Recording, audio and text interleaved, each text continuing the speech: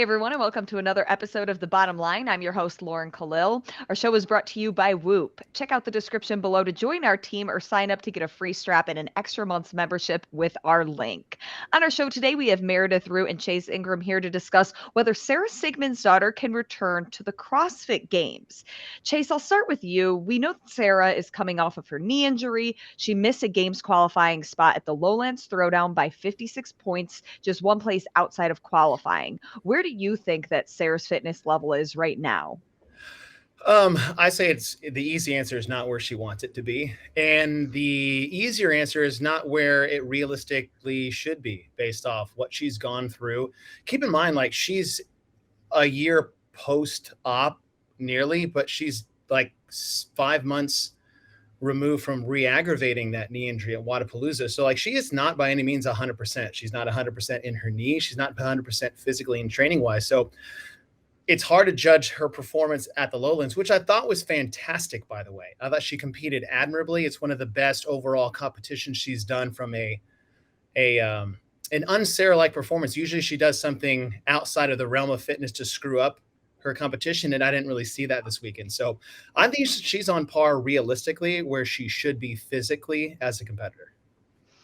Meredith, do you think that Sara has reached her peak of fitness before last year's knee injury?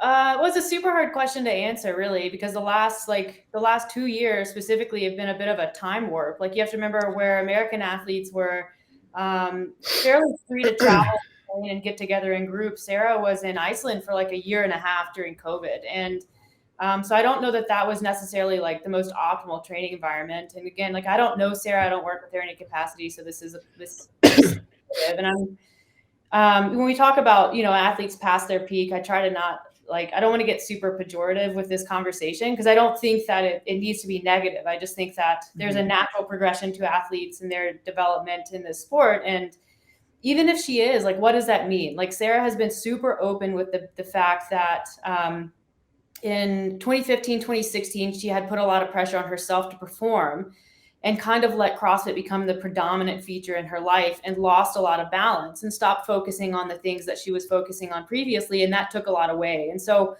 in the past few years, she's been open with the fact that she is doing traveling. Like that's important to her. Her experiences outside of the gym are important to her. Her social life is important to her. So it might be that the right question to ask here is, can an athlete be at the top of the sport while also maintaining that level of balance?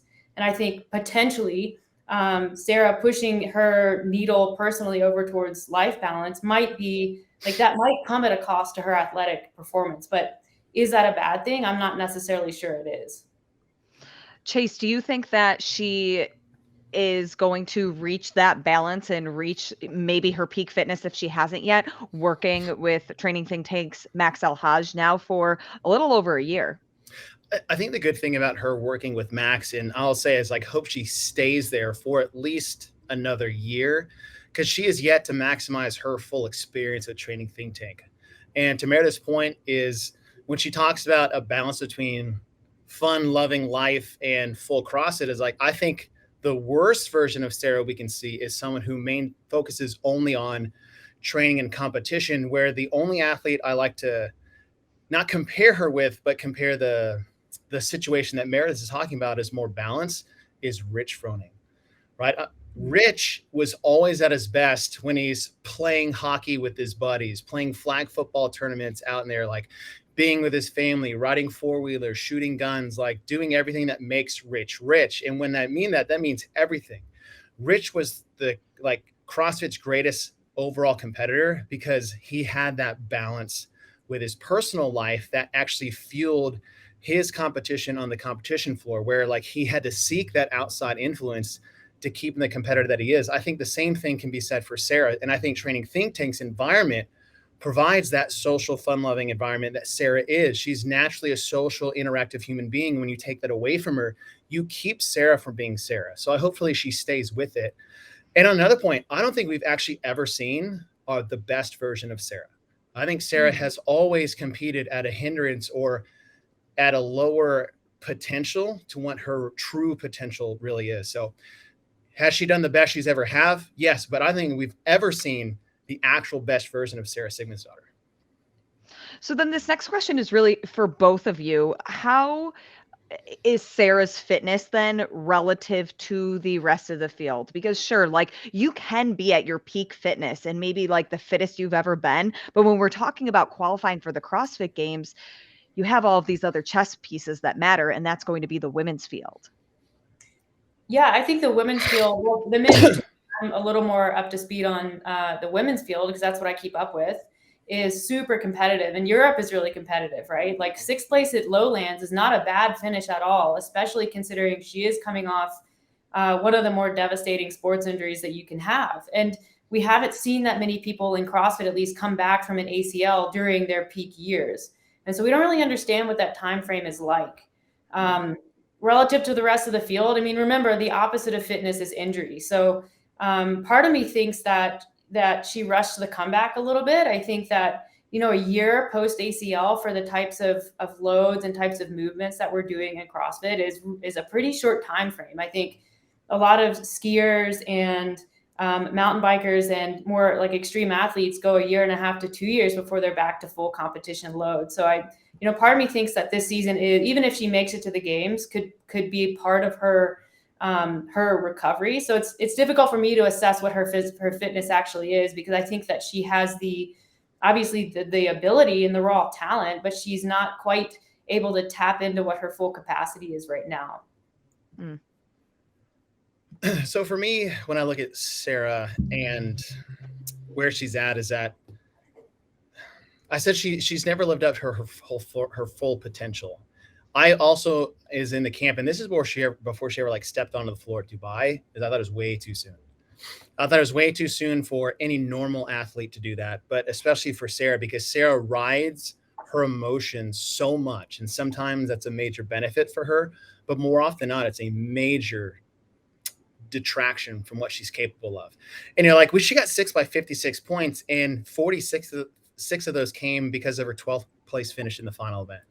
Like Sara won event 5. We had full capability of doing a top 3 finish in the final, and it didn't happen. So she was way, way closer to making a top 5 than the leaderboard by points indicates. But for Sara I look at an athlete who has moved around a lot in her career, different coaches, different training environments, and that type of inconsistency in the things that she can control have a massive distraction in what she does on the competition floor. And when I look at Sara now I look at a lot of athletes who were stuck in their ways as far as good as they would get in a certain thing, and then had to reinvent themselves to get better. I look at Brooke Wells as one of those. Like Brooke in her early career was like always top 5 in all the strength events. And she just couldn't break any other ceiling in any other event because she was physically incapable of doing it based off her skill set. And she reinvented herself, right? Physically and athletically. And both of those need to happen. And I've seen the negative on that from like, say, Noah Olson. Last year's a good example is that Noah, his early thing was like he was a bad psychological competitor. He had no game planning whatsoever. He moves the training think tank, and that completely changed. But Noah was also a very light, lean athlete. So the body weight stuff, the cardio stuff, like that was always great for him, whereas the top end strength wasn't. That's where he lost points. Last year, he comes in the games like 20 pounds heavier, I think he said. And it's one of his worst performances ever because he took what he was great at and totally neutered it by being too heavy for certain events that don't have the same bang for buck for his skill set. And I think I look at Sara now is that she is only going to be as good as her best things as she ever was, maybe 90 to 95% now, whether it's due to time in the sport, just like competition, physical age, and this knee injury. And I think, especially with Training Think Tank and everything that they have going on there, from mental coaches, CrossFit, nutrition, I think she's poised in a perfect time to reinvent herself physically to adapt to more things that she's not good at on the competition floor. Sara's worst performances at the CrossFit Games are usually outside the top 20, and they always have a long time domain or some high skill, high volume gymnastics.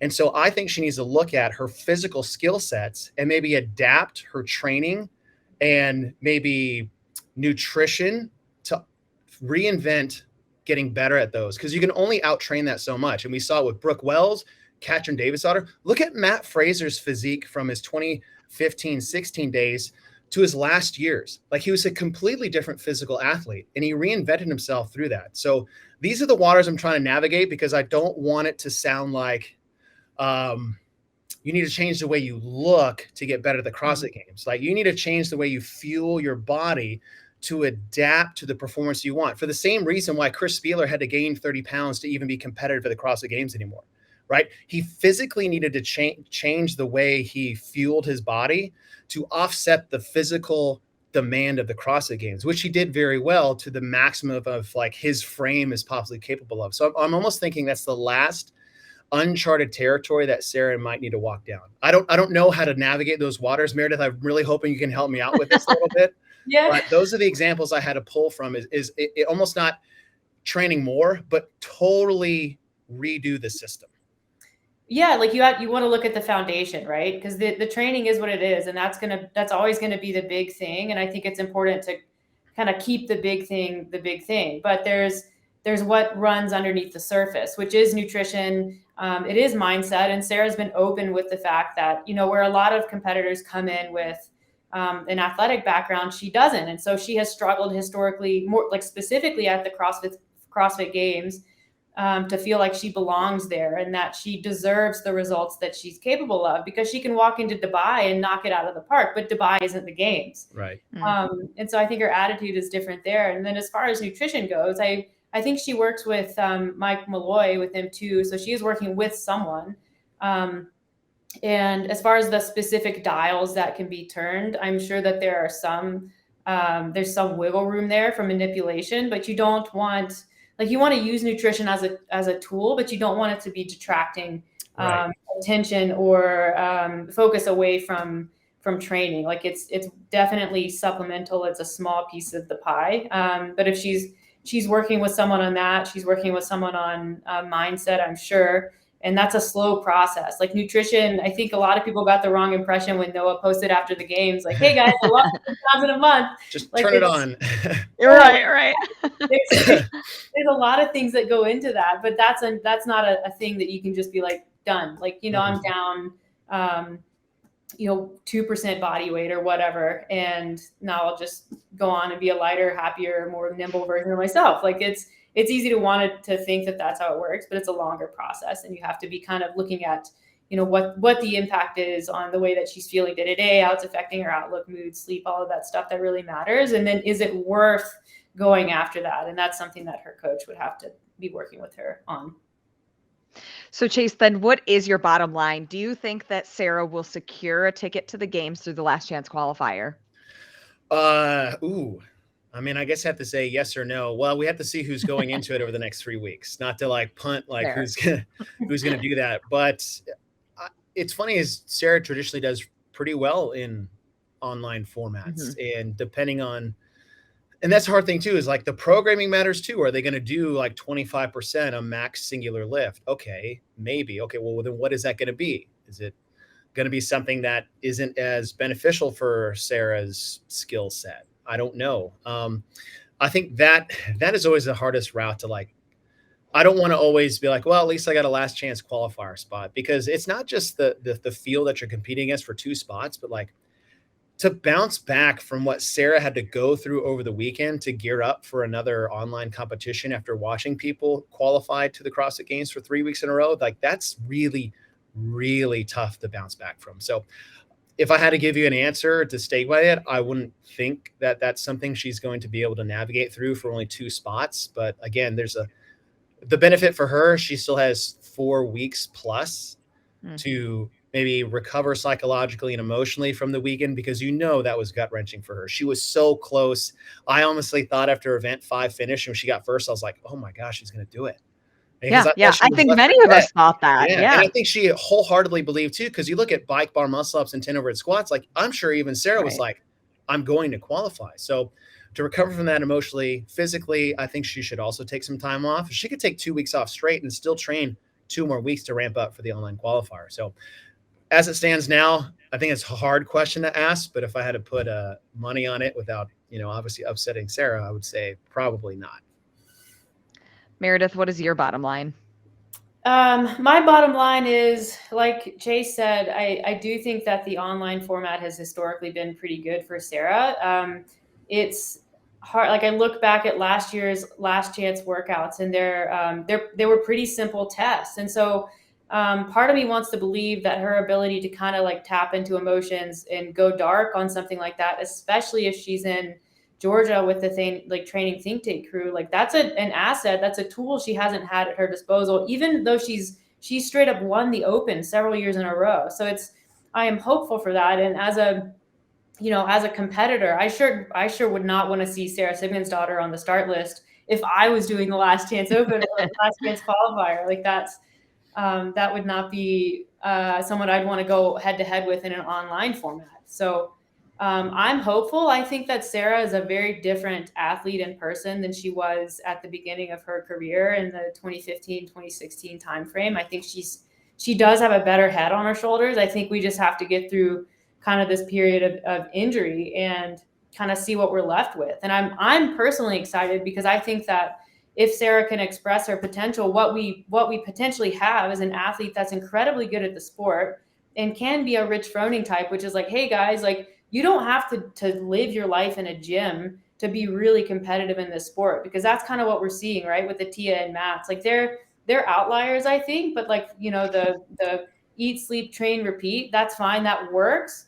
That's not going to work for Sara. So I really want her to be successful with the way that she's living her life and with the balance that she has, because I think it's that would be a really important message and visual for the community to have right now.